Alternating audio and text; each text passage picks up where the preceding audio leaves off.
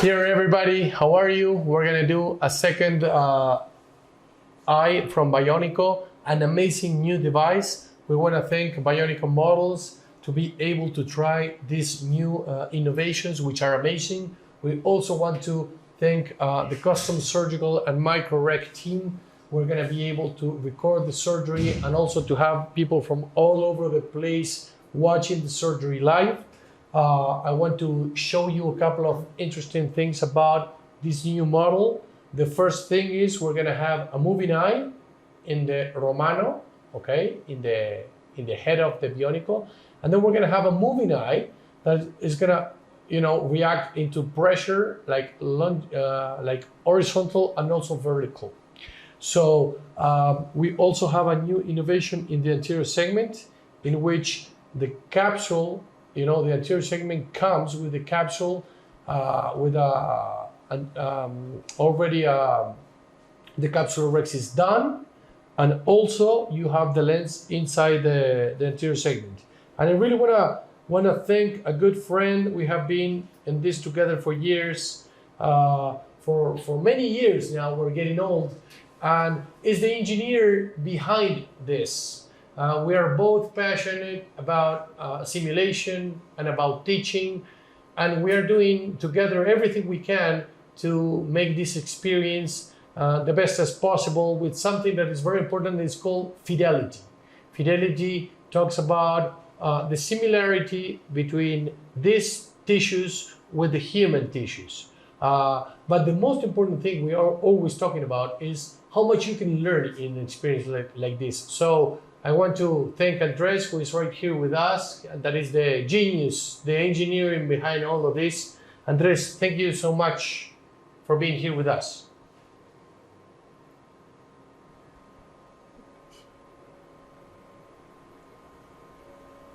He's freeze now, so let's see if we can have him. Probably it's the internet connection. Let's try to use data. Let's see. Or maybe he has a paused eye, but you can see him, right, watching at us. So we're gonna start with the surgery.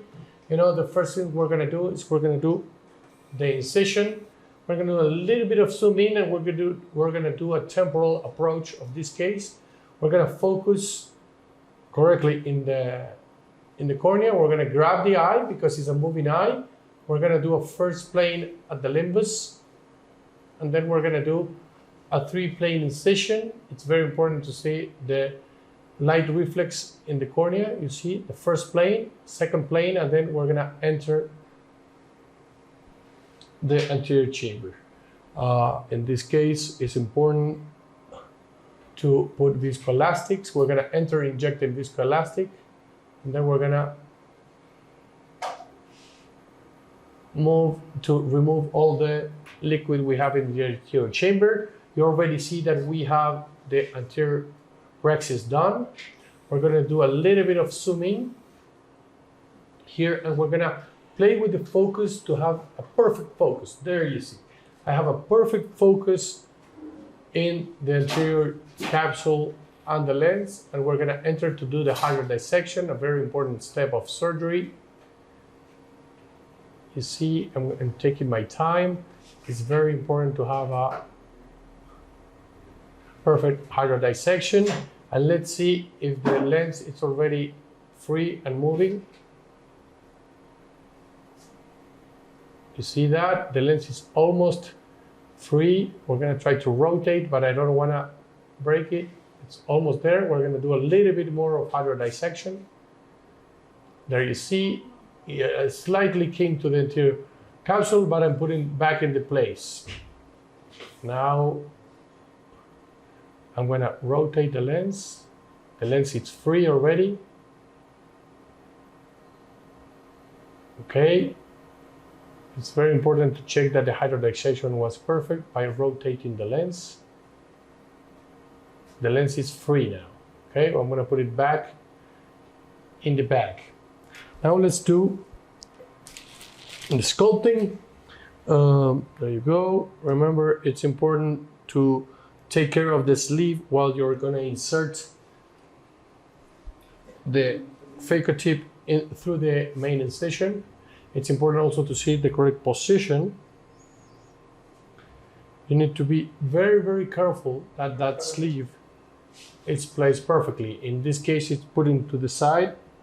So we're gonna take our time again in order to have it in the correct position, okay? We always say that Phaco dynamics is not only about the parameters you have set in the machine. Oh, we need another sleeve, yeah. We need another sleeve. We're gonna put another sleeve in place. Give us 1 second. There you go. Okay, it's very important for you to see we have in this case a balance tip, and we have here the sleeve that needs to enter very smoothly and perfectly to leave the 2 irrigation ports to the side. You see, there's almost perfect, and you need to have a naked space for the Phaco tip. We're gonna put some lubricant here in the handpiece, and we're gonna enter through the main incision for you to see how we can do sculpting. In this case, we're gonna use continuous ultrasound. You put slightly up. There you go. Okay, I'm gonna rotate handpiece.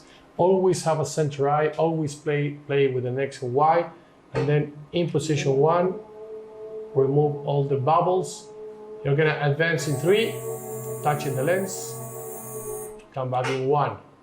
You go again in 3, always touching the lens, and you're making the decision that if the depth of that trench is the correct. We did only 2 passes, and now we're having a very, very good depth, almost ready. Now we're going to do a paracentesis. It's very important to do a paracentesis in a place you are comfortable doing your technique. If you're doing divide and conquer is one thing. If you're doing Phaco chop, it's a different one. If you're doing divide and conquer, you can do it in 90 degrees. If you're doing Phaco chop, the best thing to do it is to, left angle. Here we are. Now, again, we're gonna play with X and Y. This is a moving eye. This is challenging. And then we're gonna go deep. And we're gonna crack that lens. Look, we're gonna take our time. We're gonna put, look at that. You see, I'm cracking the lens. This is something also that people take a long time to master, because it's not easy. Now I have 2 separated parts.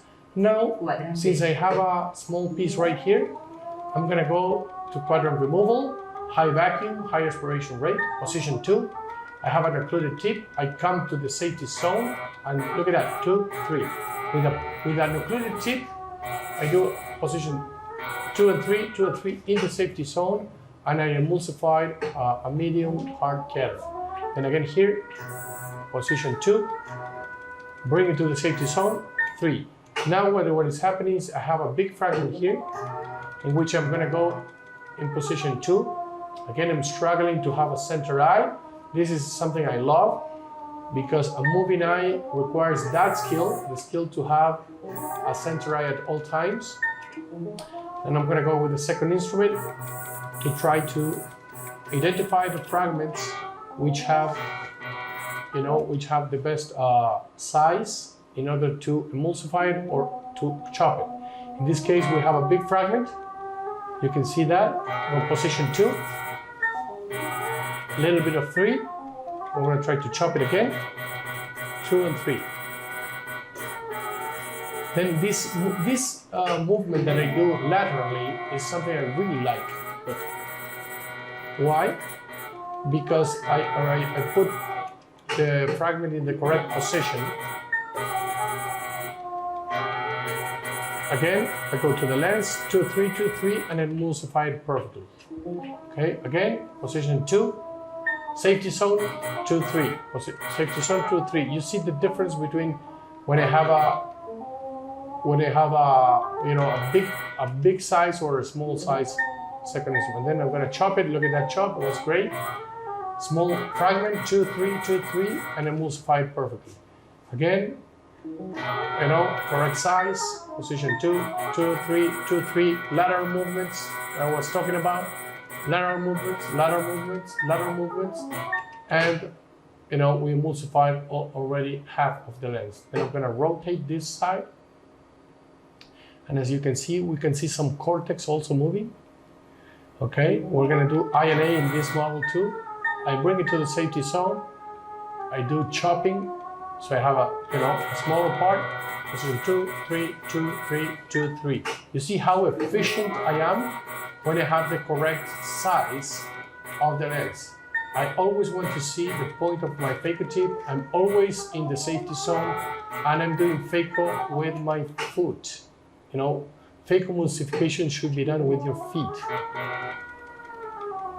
Let's try to grab. We have another fragment here. We're going to position it. I'm going to go in position 2, occlude it, bring it to the safety zone, and 2, 3, 2, 3. You see, 2, 3, and I'm very efficient. I have a small fragment right here. Last one, I have some bubbles there, and that's it. I already finished phacoemulsification. Now we're going to do INA. We lost Andres then, right? Mm-hmm. Oh, that's too bad. I really want to thank him, and I want to congratulate him to be, you know, such an entrepreneur and be part of innovation in cataract surgery. Now we're going to go and try to find some cortex in the model. But as you can see, you can train somebody in phacoemulsification in a very, very efficient way with these models. Okay, let's write the cornea to see better. And we're gonna try to go and find some cortex. You see, I'm seeing some cortex. You can see the vacuum going up. That means that there is cortex, and it's important to identify where cortex is, to occlude it, and to bring it to the center, and there you go, high vacuum. You see, that's occlusion because there is some cortex there, and I'm bringing it to the center of the eye. The guys from okay, there. Nice pictures. Oh yes, thank you for the custom. Look at that. I see. You see the cortex there. I hope you can see it. I'm occluded. I have it in position 2, and I'm gonna bring it to the center. And now I'm doing irrigation aspiration. Especially, look at that. Look, I'm doing irrigation aspiration in especially the subincisional side, which is the most challenging one, and you need to be very well trained to do it and very careful. We want to thank, we have the microrec, we have the new model of the microrec, something that we love to record our surgeries, to record our simulations, and also to train people from all over the world. You see, we're seeing for one of the first times. There you go too, and we're doing the irrigation aspiration.